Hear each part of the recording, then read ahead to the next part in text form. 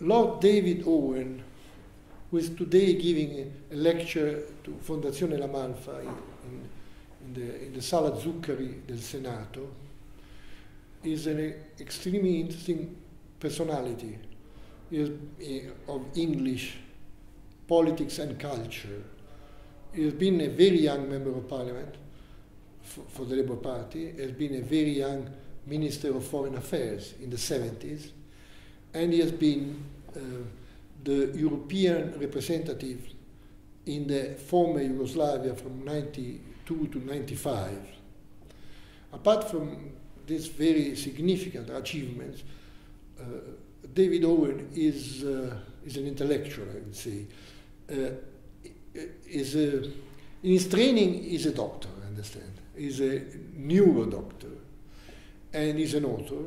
Has written an extremely interesting book on illnesses in chief of states and government, which I read with utmost interest, detailing the trouble, the physical, medical problems of many chief of states and the consequences which this may create for the working of democracies and of the international system.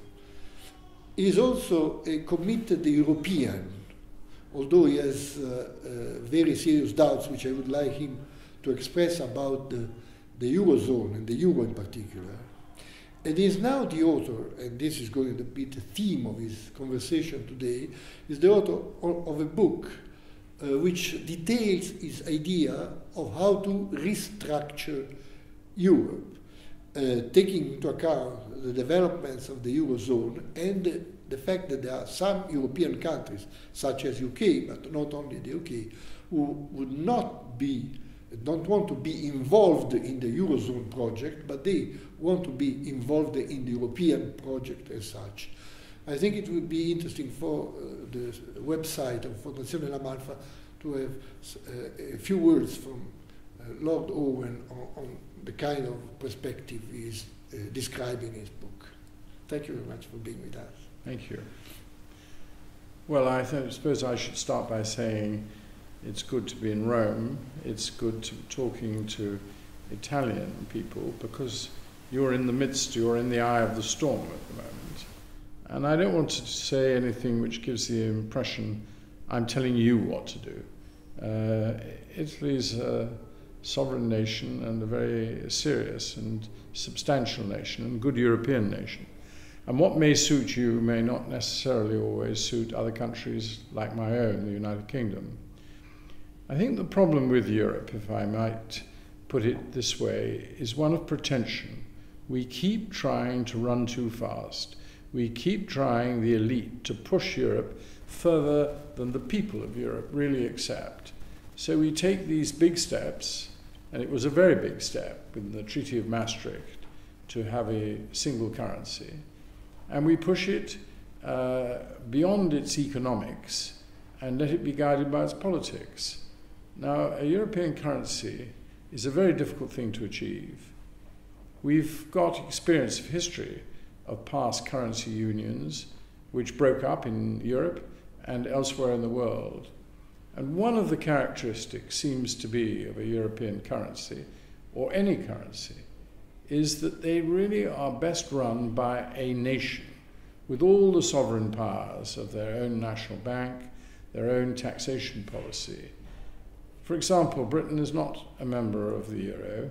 We decided at Maastricht that we would opt out of it. One of the reasons is this: we have very big discrepancies in the economic strength of different parts of the United Kingdom. Northern Ireland, Scotland, Wales, and some parts of England are nowhere near as booming, have much higher unemployment rates, lower wages than southern England and London.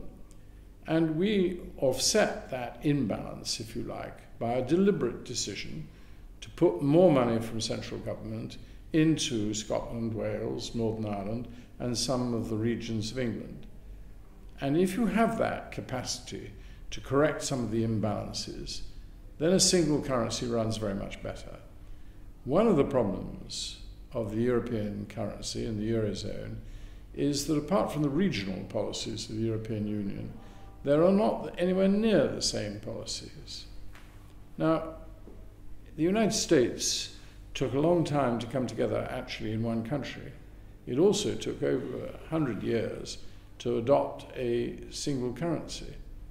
We're trying in Europe, amongst different states, with different languages, which you don't have in the United States of America, to forge a single currency without anywhere near the arrangements, if you like, of a single country.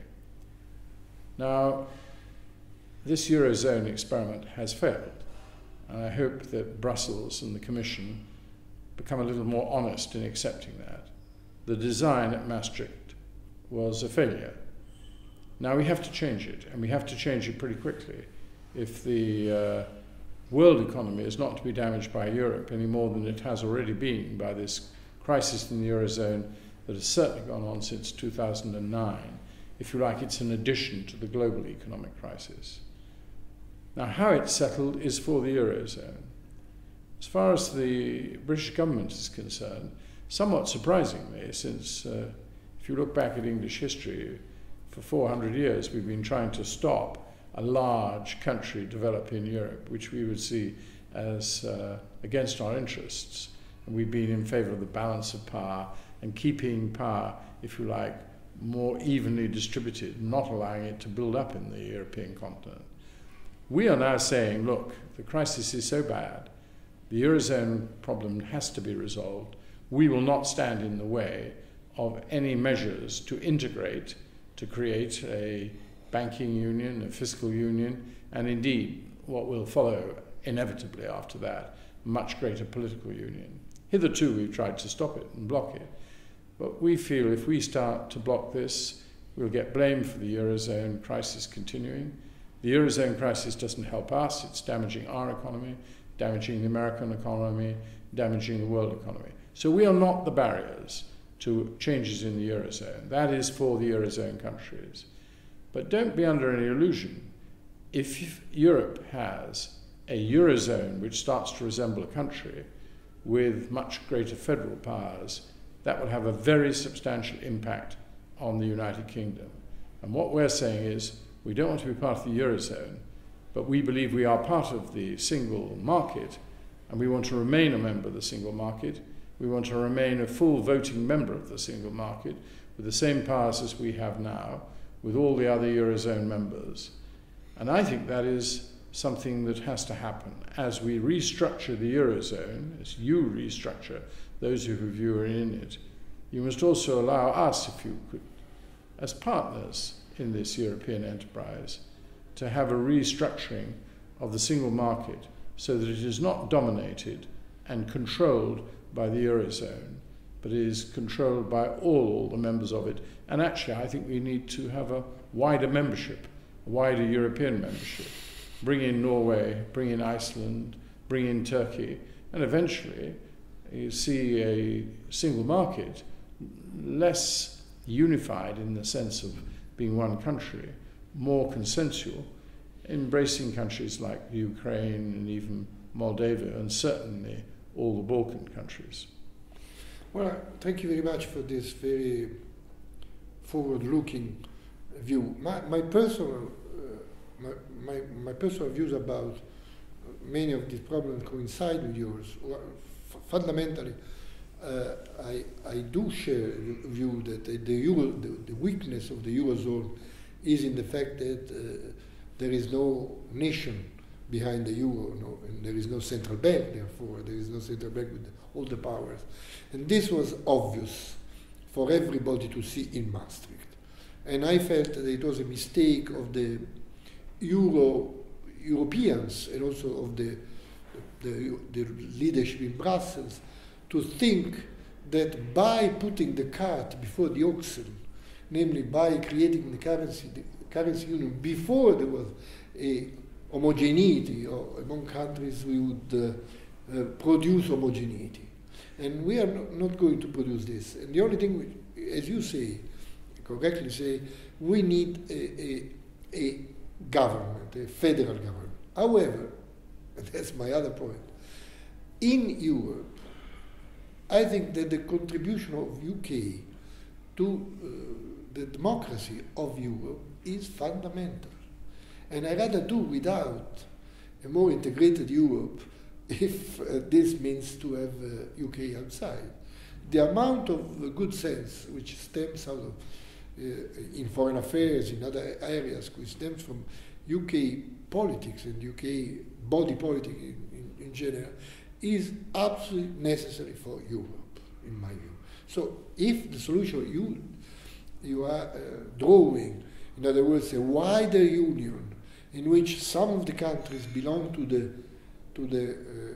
the single market and some countries belong also to the eurozone, that could be a solution. But a Europe without UK is something which I don't like to see in the future. Well, I agree with that, and I think that we have to learn to live together.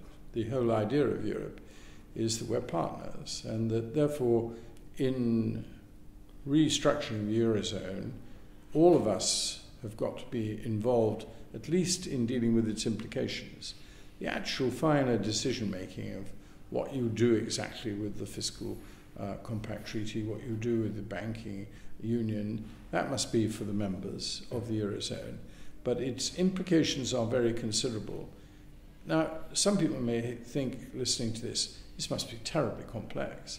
But actually, we've already separated out all aspects of the single market from the European Union treaties in order to allow Norway and Iceland and Liechtenstein to be members. And before that, until they joined the EU, Sweden and Denmark and other countries. So it already exists, this treaty language, if you like, for a single market. We don't have to renegotiate that. All we have to do is to concede that Norway and Iceland should have voting rights. Any European Union member that decides not to go into this very much more integrated Europe, which was associated with the Eurozone, could, if they wished, withdraw in certain knowledge, but they would continue with the single market. Now, if you like, it's accepting reality. There are people in Europe who are federalists who are ready to be part of one country. There are some in the UK. They're in a minority. We have to accept that we're losing touch with the populations. That's exactly so. You know, remember the Constitutional Treaty. You will remember it very well. In 2005, both France and the Netherlands voted against it. That was despite having Giscard d'Estaing, a French president, even in as Italy, chairman. if there was a referendum nowadays on some European choice, there would be much narrower majority. I still think there would be a majority for Europe, much narrower, because the euro has created a sense of unhappiness, perhaps even beyond the responsibility of the euro as such. In other words, people feel that unemployment, loss of purchasing power, and so on and so forth, has been all considered to be part and parcel of the euro process. So, well, I think it was a great mistake for Chancellor Merkel and the then French President Sarkozy to intervene when the Greek Prime Minister wanted to put the package to his people in a referendum. That was touches on what you say. We've got to be careful in all this centralizing and integration not to damage our existing democracies. And I think that there have been some very unattractive scenes in Europe, and not just in Greece. And we are seeing scenes which we hope we'd got rid of in Europe. These tensions are very considerable. Now, I hope that if you do create a country called Europe, that won't split up. But again, I have to say, I actually personally think it's premature. I don't think there is yet that body of opinion that you need for such a big change. You might even narrowly win a referendum. But when we were trying to come into the European Union and European Community's common market in the 60s, our then Prime Minister said he wouldn't go in without the wholehearted consent of the British people, which meant much more than just a narrow 51%, 49% majority. And he was right. He didn't achieve it, actually. And then 2 years after we joined, in 75, we did have a referendum, and it healed it. It was overwhelmingly won, and our membership is solid. Even now, if there's a proper choice for the British people, you can't be sure. They might not say, well, we'll keep in European Union and hope the Eurozone is a success and maybe we'll join it. That certainly ought to be an option in a referendum in the UK.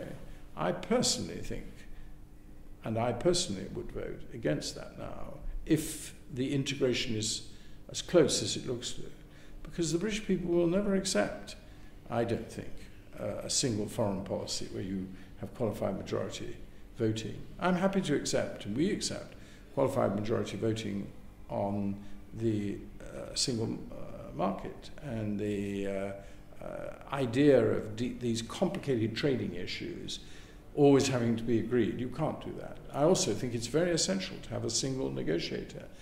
And on some issues like environmental policy, I think most of us think the larger the grouping of nations, the more likely it is actually to affect the world environment.